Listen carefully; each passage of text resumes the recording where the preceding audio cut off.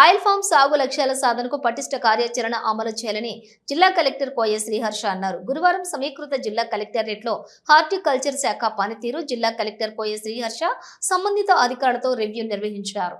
ఈ సందర్భంగా జిల్లా కలెక్టర్ కోయ శ్రీహర్ష మాట్లాడుతూ 2025-26 సంవత్సరంలోని జిల్లాలో 2500 ఎకరాల ఆయిల్ ఫామ్ సాగు విస్తీర్ణ లక్ష్యం సాధనకు కృషి చేయాలని కలెక్టర్ సూచించారు. ఖరీఫ్ సీజన్ కు 1500 ఎకరాల్లో ఆయిల్ ఫామ్ సాగు లక్ష్యం చేరుకోవాలని కలెక్టర్ తెలిపారు.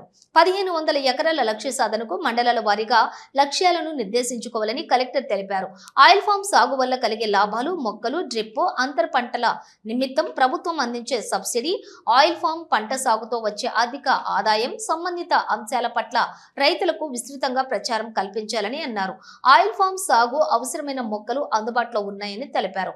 ఆయిల్ ఫామ్ సాగు ఆసక్తి చూపుతున్న రైతుల నుంచి వెంటనే డ్రిప్ మొక్కల కోసం జీడీ సేకరించాలని అన్నారు. నిర్దేశించిన లక్ష్యం ప్రకారం ఆయిల్ ఫామ్ సాగు విస్తరించేందుకు పక్కా ప్రణాళిక 4 రోజులలో తయారు చేసి సమర్పించాలని కలెక్టర్ తెలిపారు. ఈ సమావేశంలో జిల్లా హార్టికల్చర్ అధికారి జగన్మోహన్ రెడ్డి తదితరులు పాల్గొన్నారు.